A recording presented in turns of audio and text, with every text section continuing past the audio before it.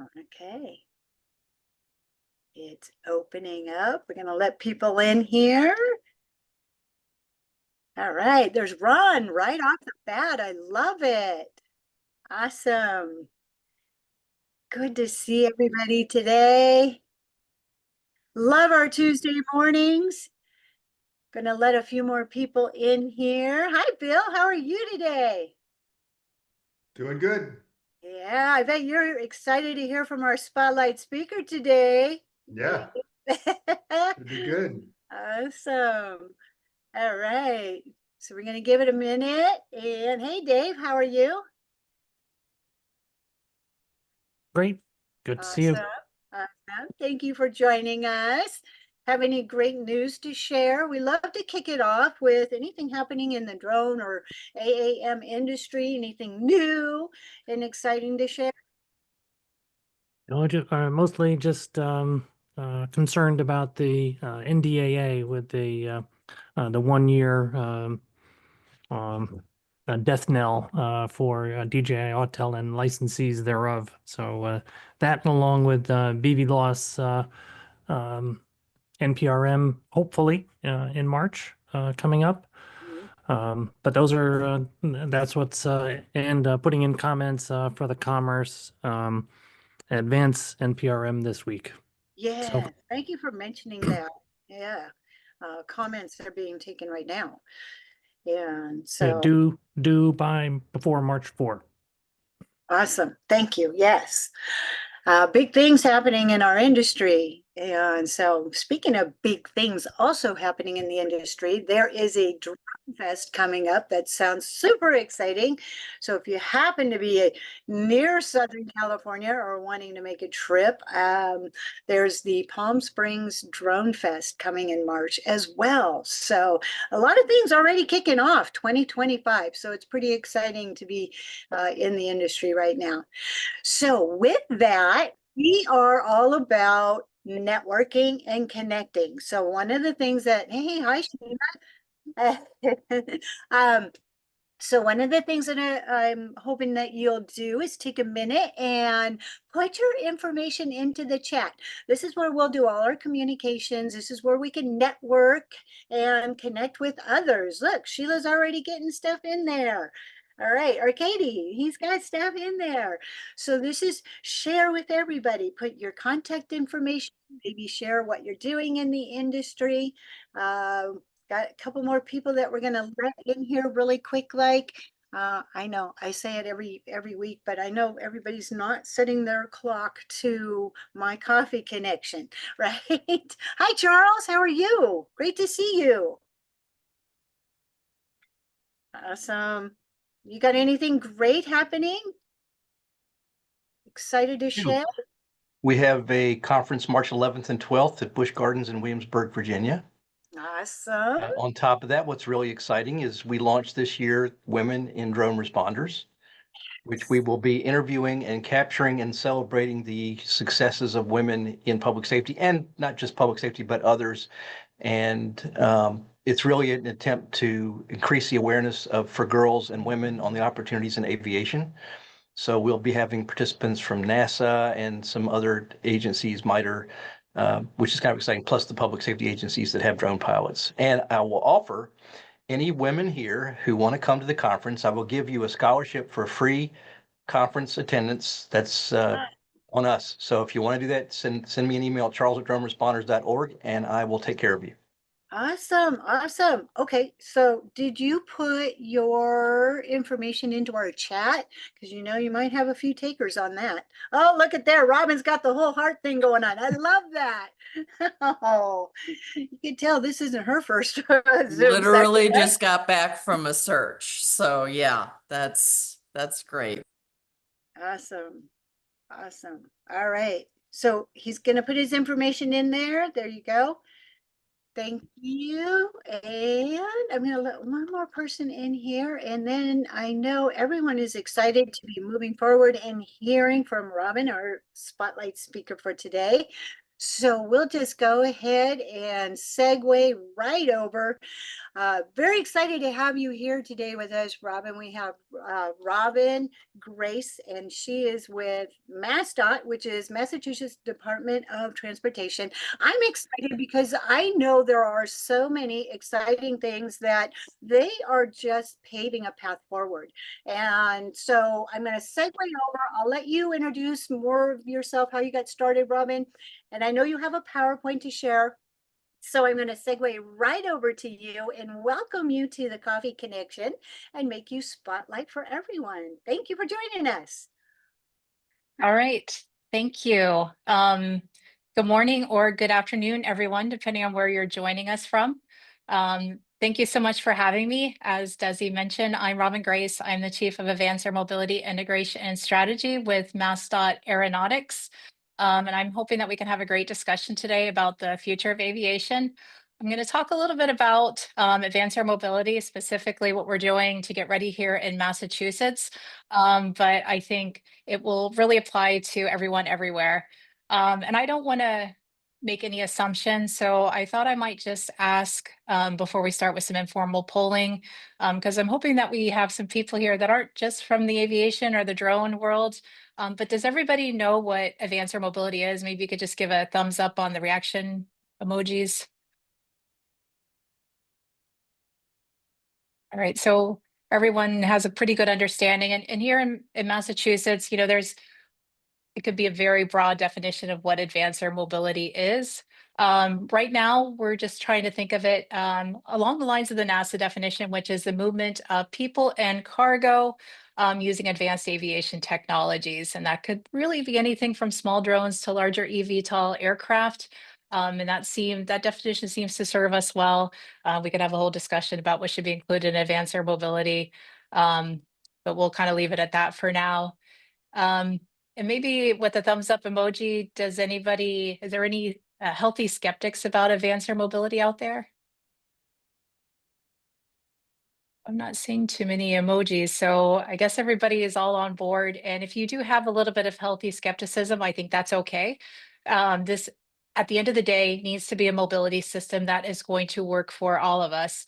And I think it's okay to ask questions and maybe be a little bit skeptical and make sure that it is going to be something that works for all of us, you know, at the end of the day.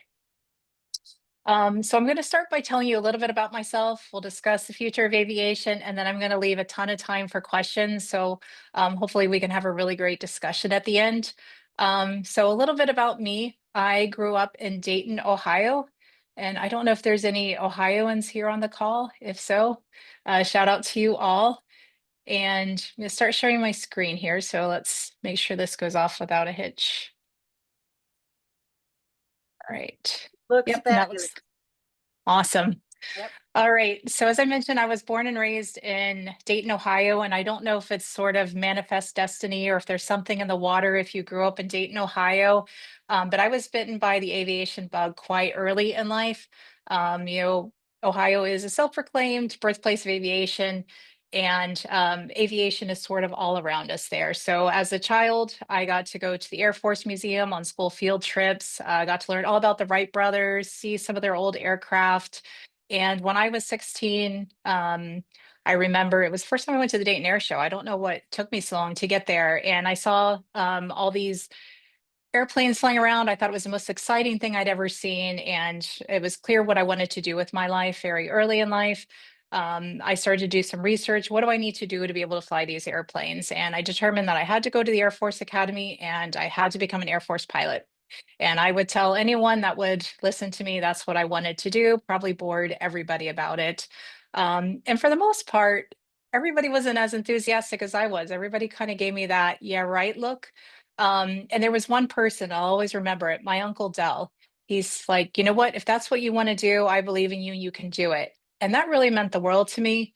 You know, and it was something I always remembered in my life. So it was funny when I was introducing my husband, Derek, to my Uncle Dell. I told him all about my Uncle Dell, how he was the only one that believed in me.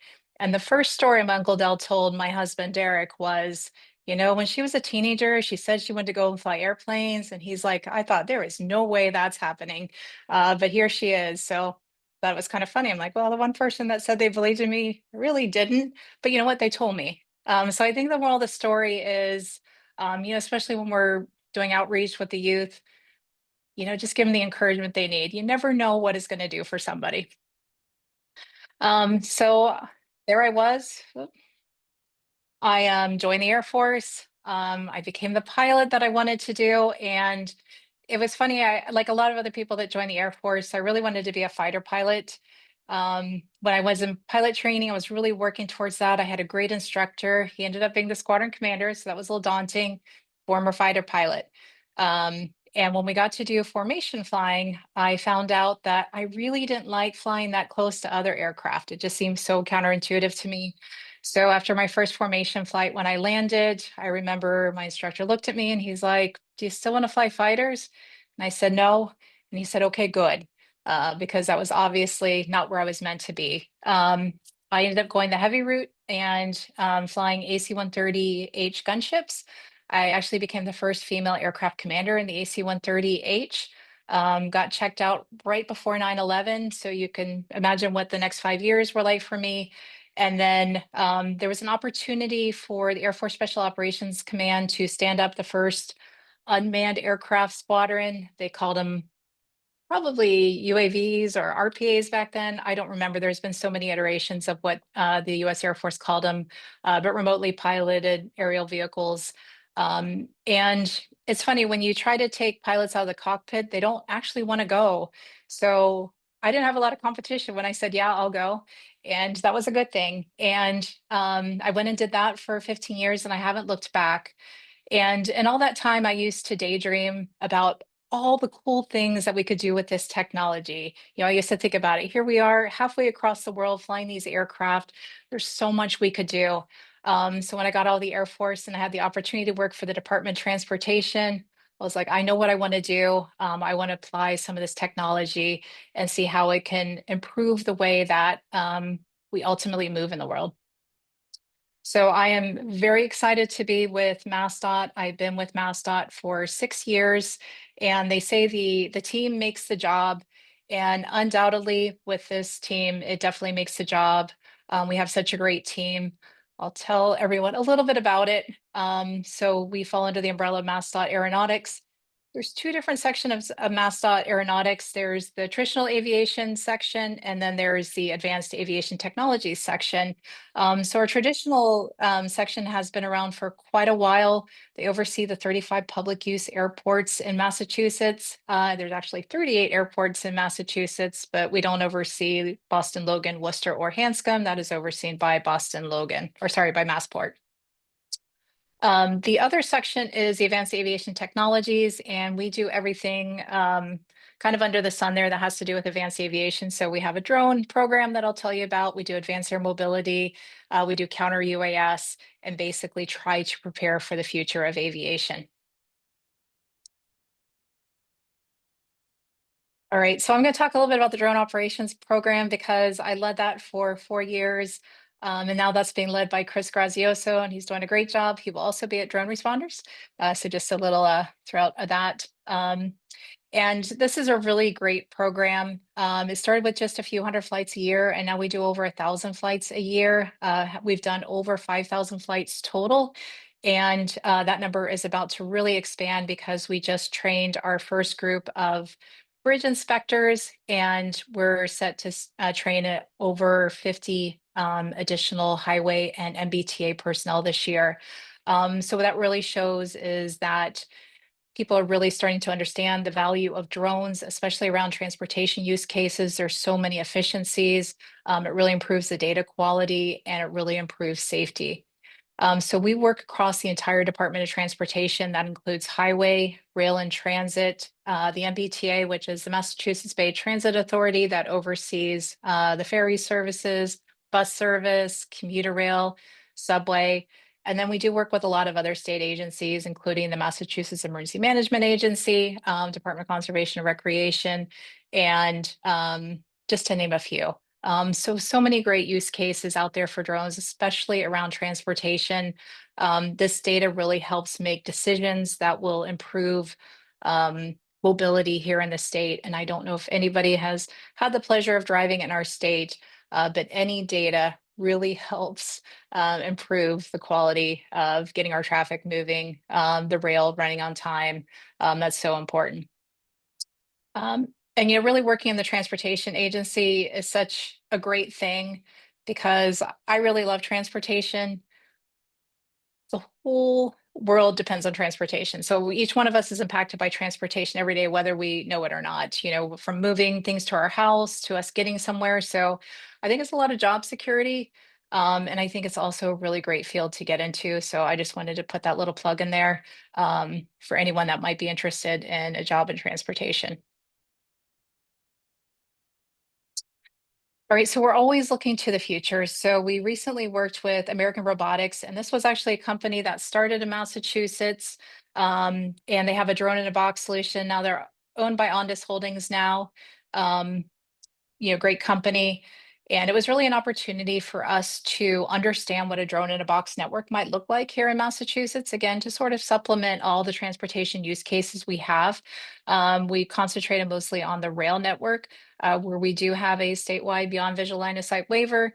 Right now, it's very much concentrated with visual observers and things like that, but it continues to expand. And we do have a Skydio dock now that is part of that waiver. So there's so much potential with these drone in a box solutions. And we're really excited to continue to explore some of those use cases.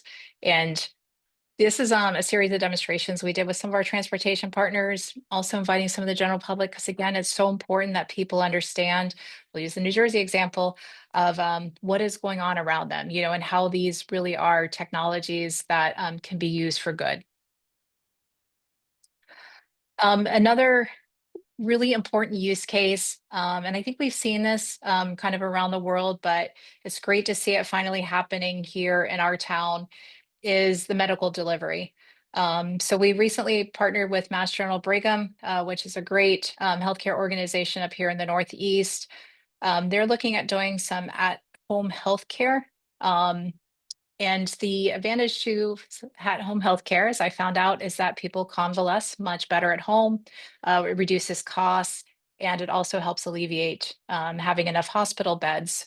And they think that drones are a really important component for this at-home healthcare. They can deliver tests, they can deliver medical supplies, basically prevent people from having to navigate the streets of Boston, which can sometimes take a long time just to go a mile.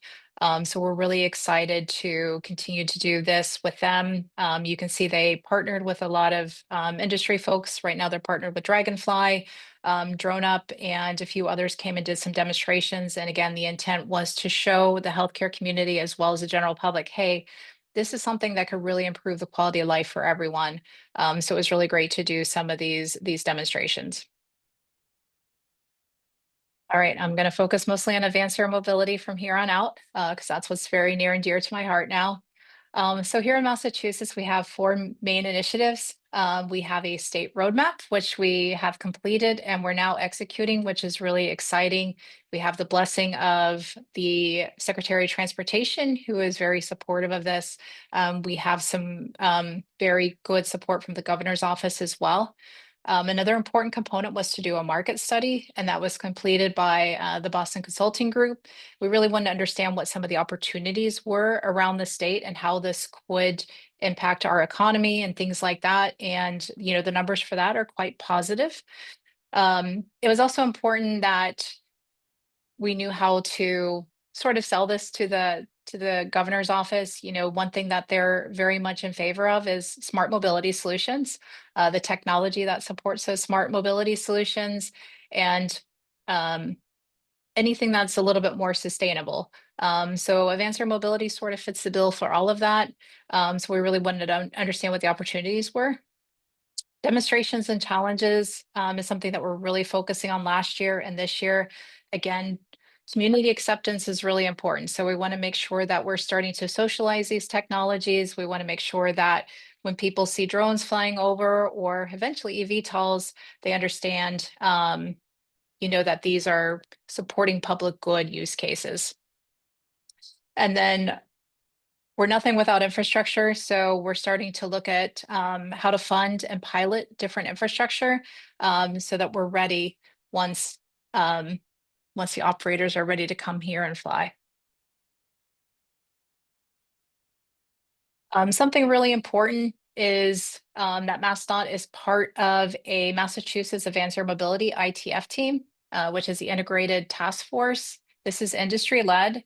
It's led by a nonprofit called Mass Autonomy, who is focused on reducing the burden on government so we can bring new and novel technologies here to Massachusetts as well as to our region. And this is really a great team that's come together. We're trying to push the industry and really concentrate on those 4 focus areas that I just described to you. So I think, maybe in the past when we've talked about advanced air mobility, it seems like something that's far-fetched that, we may not see for a few years. That's something that's down the road. But I think it's something that we're going to find is here before we know it. So I'll give you a few examples from here in the New England region.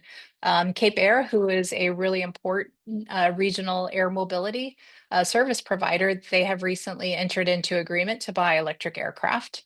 So that's really big. There's other Part 135 operators that have shown an interest in providing regional transportation that are hydrogen powered. That's very interesting as well. United Therapeutics, if anybody's familiar with them, they're going to be flying one of Beta's aircraft, which are a New England company, and they are going to be doing organ delivery. So when I talk a little bit about the charging infrastructure, they're actually installing electric chargers up and down the East Coast to enable that organ delivery network. So we're already starting to see that people have some business cases here, and we need to make sure that we're ready for it. We want to make sure that we put the infrastructure in place that will enable this industry. And most importantly, we want to make sure that we're not doing any policies that are going to hurt the industry. Another project that's really exciting for us is we were recently awarded a grant by the U.S. Department of Transportation, a SMART grant, and that was to look at using the Cape Cod Hyannis Airport as a smart microgrid. The thing that's interesting about this, it is truly multimodal. So not only would it involve electric charging for aircraft, maybe even looking at hydrogen production, hydrogen storage, but it would also help to have charging for the regional bus authorities who are looking at having electric buses. And then we really started to think of all the land that's available around airports and how there really is a lot of possibilities to store energy at airports that could ultimately serve not just the airport, but the communities themselves. So we're very much in the planning stages of this grant, but I think there's a lot of possibilities.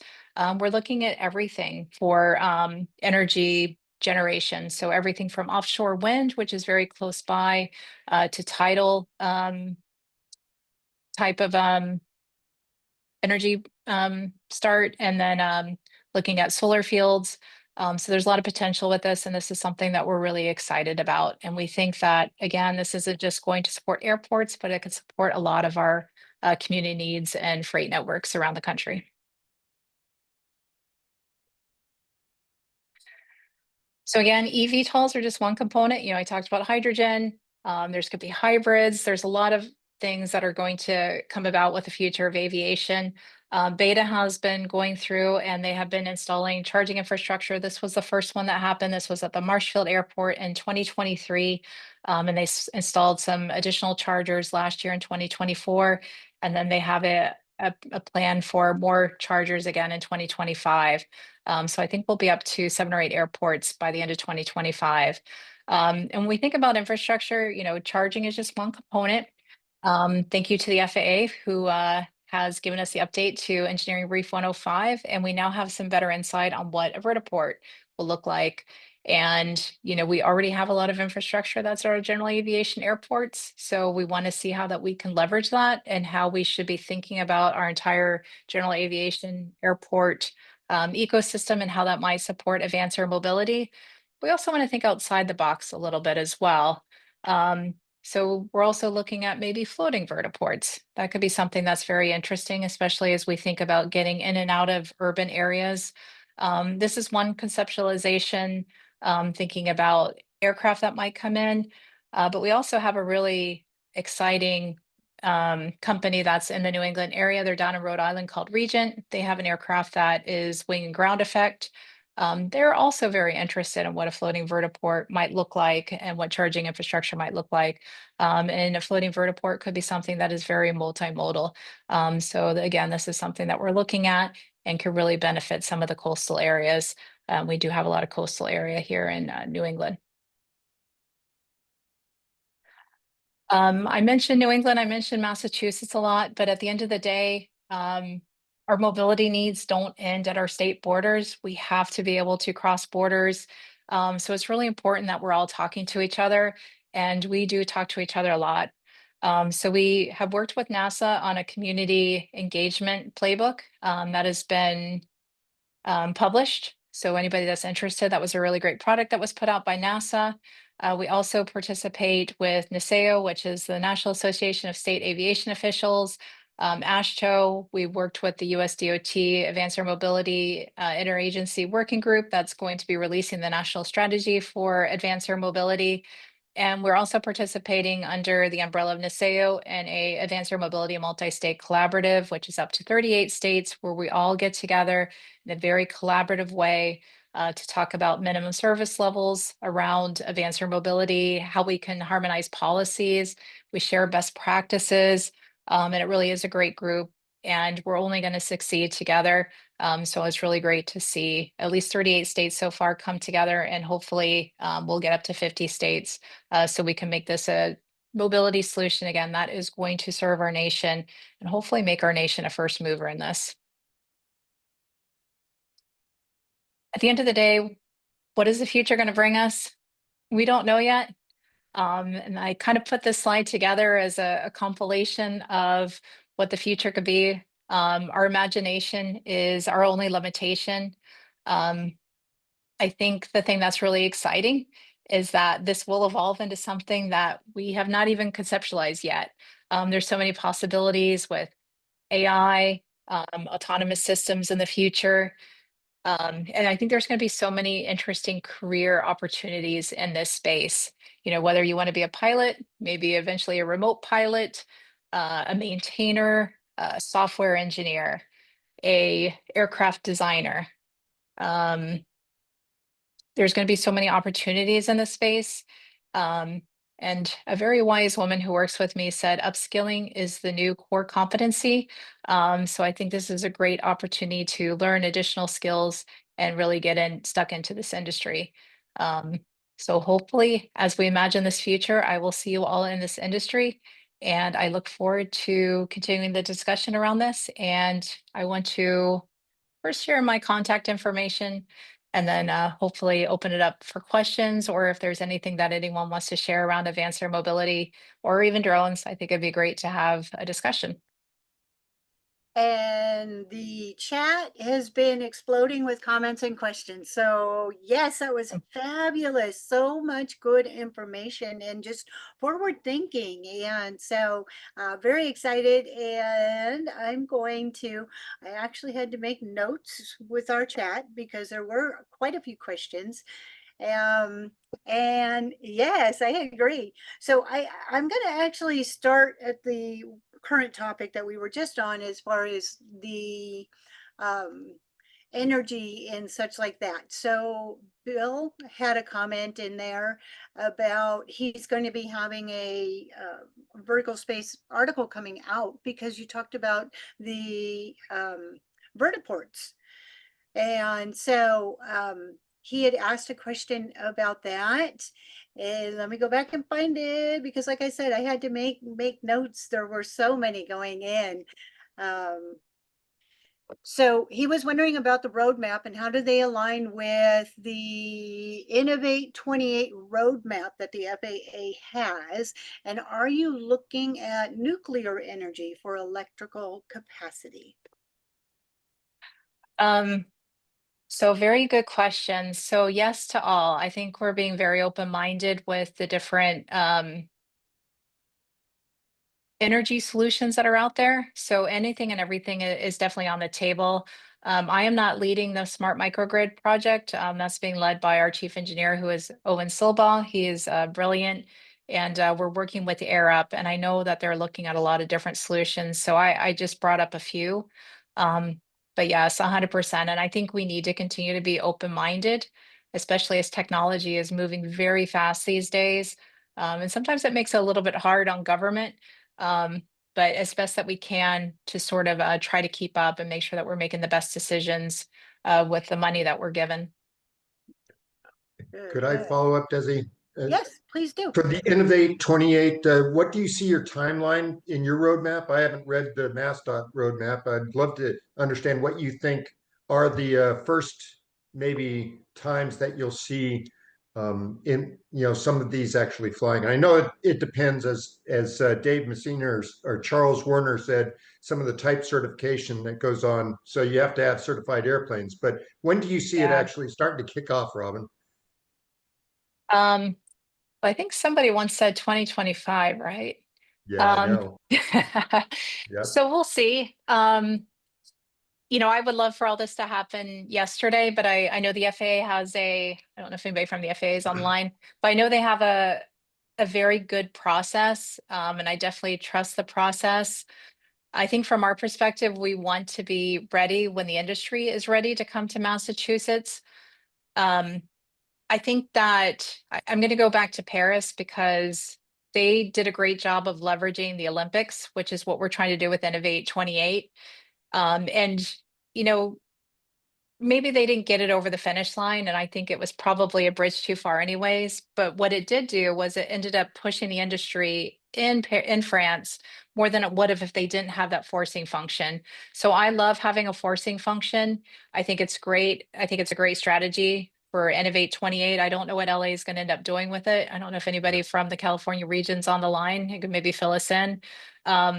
We are trying to do a little bit of a forcing function with the World Cup next year, but we're going to try to make it something very manageable. And I didn't bring it up, but so we're not going to try to move passengers on aircraft that probably aren't going to be certified.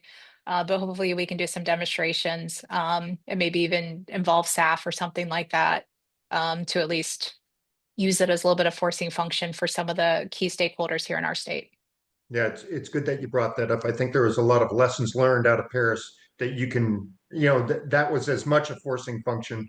It gave us some ideas of what pitfalls there might be and what things could work. So good on you and good luck.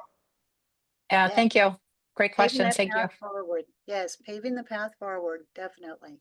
So let's go ahead and circle back to what Charles did say. He had asked about the challenges that the FAA has about type certification. How do you see this moving forward? Well, that is a really good point. And I don't, it's difficult to say which aircraft are going to get certified when. There's so many different types. You have the eVTOLs, you have the conventional takeoff and landings, you have the short takeoff and landing aircraft. So it could be that maybe we see one of those sort of get certified before the eVTOLs that everybody thinks is going to happen first. I think you also somewhere in there brought up the emergency response use cases, Charles, which I love because I think that there's so many practical ways that we could use these technologies before we think about moving passengers to help with wildfires. And we're seeing that already, especially out in California. Medevac. I know that they were used quite extensively down in North Carolina just to better understand what was really a tragic situation down there. So I really think that's a great place to start. And I think, when you start to look at risk tolerances, you're probably willing to take a bigger risk when it comes to emergency response than you are just for everyday passenger movement. Awesome. Go ahead, Charles. I see you had something to say. I just wanted to add too that I think the type certification we saw, the FAA failed miserably with the UAS type certification, which is still not up and running. So it's kind of frustrating when we're looking at the bigger aircraft. It seems like when it's different, it's new, and we're running into the same problem with DFR, with drones of first responder and the technologies used to do the detection. We've had it to where they want to look at each one of these individually, and they have individuals that are trying to do the testing or the evaluation of the testing. And it's been a terrible experience. So I'm hoping that we can see some change in the leadership that will kind of help the FAA get out of their own way. I see a Yeah, lot of definitely. people. Go ahead, Bill. I see a lot of people nodding their heads here, and go ahead. Yeah, Robin, you pointed out Regency, and their certification path is a little different than most, right? They're going through the Yep. Coast Guard for their certification path. Maybe you could explain that, and how do you see that as possibly being the first entrant? Actually, in my mind, that could be an early entrant into this, given that they could possibly get an early certification. Yeah, definitely. I will try. I don't know too much about their certification pathway, but it is different. So they won't go, they're a wing and ground effect sea vessel. So they will go through a certification process. You might know a lot more than I do about it. I don't know if it's through the Coast Guard, but they could have the quicker path to certification than maybe some of the air vehicles. And I think they're beginning I know they just broke ground on their manufacturing facility, which is really exciting. And I think they're going to have their first real size prototype this year. So Region will definitely be a very interesting company to watch. Yeah, I wonder if the Coast Guard has the expertise to do the certification the way the FAA does in a safety point of view, from a flying vehicle point of view. They certainly could do the sea vessel point, certainly, but we'll have to see. I was just wondering if you had any insight. That's great. Thank you. It couldn't be any worse. Right. Well, you never know. Famous last words. Before I before I circle back up to a couple other questions that we had previously in our chat, one just popped in from Dave about is MassDOT involved with NASA or on UTM?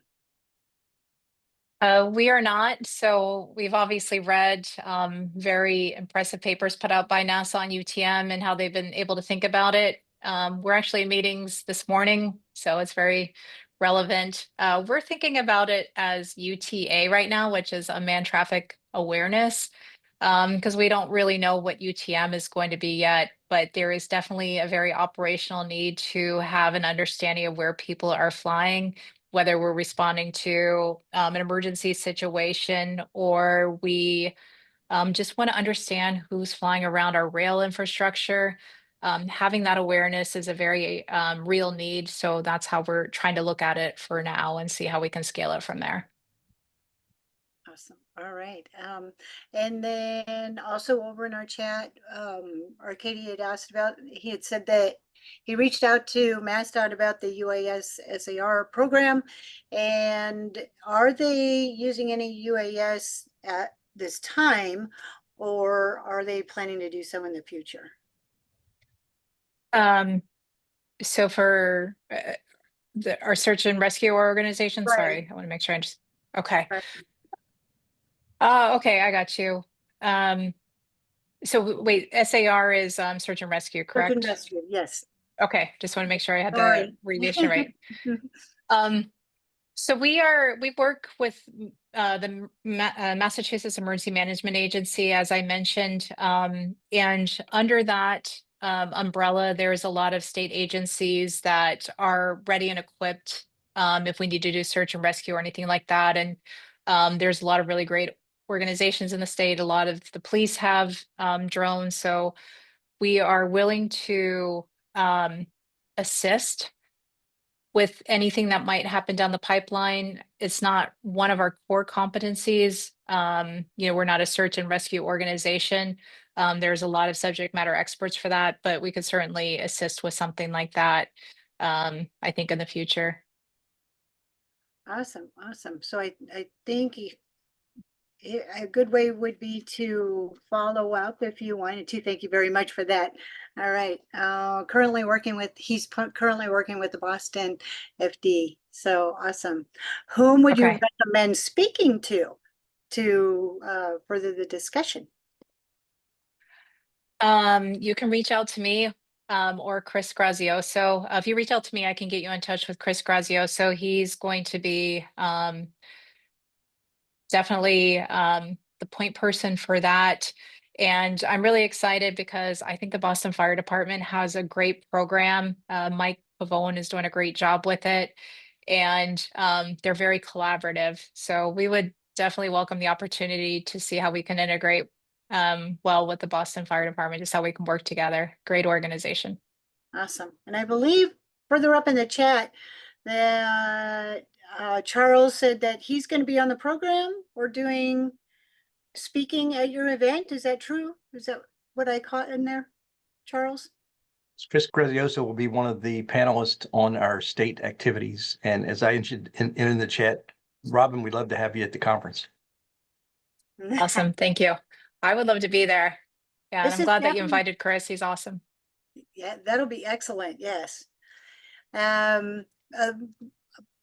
Early on in our chat there was a lot of conversation about the drone operations and such like that. So I do want to kind of address that. I know we moved on really quickly and focused on some other stuff, but what are some of the logistics about the drone delivery services for both small and medium haul, and what is available at this time was a question that Bill had. Yeah, really good question. So there's a lot of companies out there that are really doing a fantastic job around drone delivery. And I'll give out a shout out to what they're doing in Texas, which I think is really interesting. You know, it's industry led. I think they're seeing a lot of positive feedback from the community. And it was also sort of an opportunity for them to get together and have a UTM type of solution where they could start to think about deconfliction. So as far as the infrastructure that's needed for the drone delivery, I think it's going to depend on where you are, because I think delivering to suburban Texas is going to be way different than delivering to Boston or suburban Boston. We're very population dense. So I think that's a very interesting question. And if we look at a lot of the drone delivery companies, some of them are concentrating a little bit more on UTM, some of them are concentrating on the delivery mechanism, some of them are concentrating on what would receive the delivery. And I don't know what's going to happen with the drone delivery business. I don't know if we're going to start to see some consolidation in the future, but I think each one of them has a niche that will definitely contribute to different population centers across the US. And Desi, I'll follow up a little bit. Thanks. Okay. Robin, there are other larger drone companies that are coming online, like Saberwing and Mighty Flight and that type of stuff. Are you watching them for their capabilities and how they're trying to institute their operations, or what they expect their operations to look at in that same sort of realm of logistics movement? Yeah, absolutely. Because the logistics movement, I mean, that's really probably going to be the first mover in all this. Yeah. And I think that's really where this technology could give so much bang for its buck. So I think as we start to see more innovative companies, Okay. put on my state hat for the minute. We're very supportive of everybody in the industry. It's exciting to see the different capabilities, and ultimately we want to help enable them all. So that we have solutions that work for the Commonwealth and beyond. Awesome. Awesome. Actually, that's a really good segue to maybe share with us some of that collaboration that you've developed. And there was another comment and question into our chat about someone had struggled they were reaching out to Caltrans, and they were still struggling trying to work out the drone flights in California here. And so is there a collaboration that that's happening? I don't know too much about who to reach out to Caltrans and how they might respond. I do know that we work with Caltrans a lot on the drone operations side. They have a really great innovative program. And then also on the advanced air mobility side with Matt Friedman, he's an aviation planner by trade. He's a great guy, very visionary. They're really trying to push things forward on their side. I didn't quite see the question, but if somebody is looking for a contact with Caltrans or they're not hearing back, I can always see how I can help. Fantastic. All right. I think wait a second. Perception is that DOT and FAA are playing pickleball. They keep passing the ball back and forth to each other regarding authorizations, low altitude airspace. Is there any thought from new collaborative agencies that manage vehicle pilot infrastructure? Drones are making headway, and hate, as this is so true of everything, we just hate to take those steps backwards. That's very true. Yeah, I mean, I hear you, and I I commiserate. I think that the agencies are getting better at talking to each other. So technically, the FAA is part of DOT. So I'm hoping that they can work together. I think there was a lot of progress made, with the Advanced Air Mobility Interagency Working Group, where they really brought in a lot of different entities within DOT, even DOE and the FAA. So hopefully that was the start of larger conversations that need to happen in order to enable this. And I'm really hopeful that they will release the national strategy because I really want to know what they found and what they have to say about it around advanced air mobility. So hopefully we'll see that in the next few months. But I hear you, how to get federal agencies to talk to each other better. If we could solve that, I think we can go to the moon. So we'll see what happens. I will That share would- that I had a conversation with the transition team, and they are very positive on drones and wanting to do much more. And if you remember, the IPP came under the Trump administration the last time. And that was the beginning of drones as a first responder, which is becoming one of the biggest law enforcement trends out there. So fingers crossed that we can see things advance forward. That is great news right there. Fingers crossed. Yes. Yep. Moving forward. Awesome. All right. Does anybody have any other questions? I know our chat has been very active, and I hope I didn't miss anything. I tried to circle back to everything. I tried to make notes on it because Robin, you have been just a wealth of information, and I love the path that you're going forward with.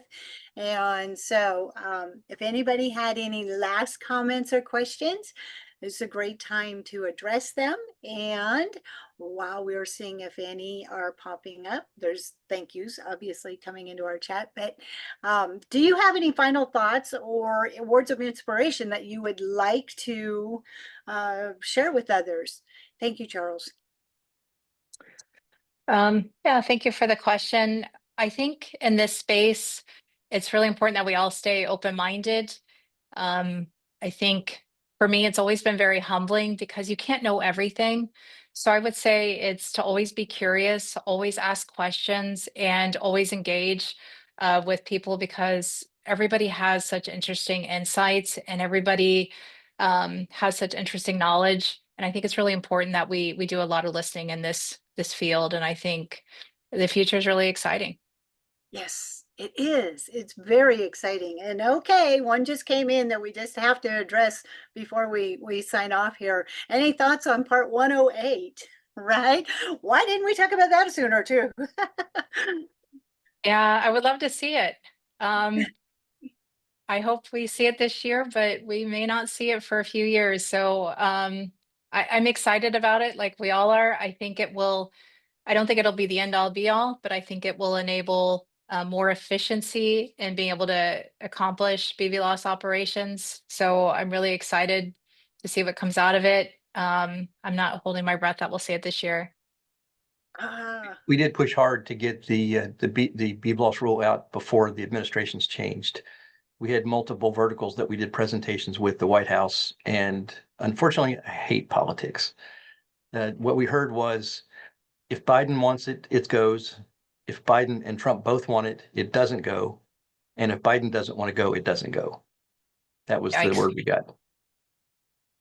Well, we'll be very hopeful for it and look forward. 2025 has been just a really inspirational year already, with full of information being put out there and hurdles that we've already overcome. So I know it's coming, right? Yeah.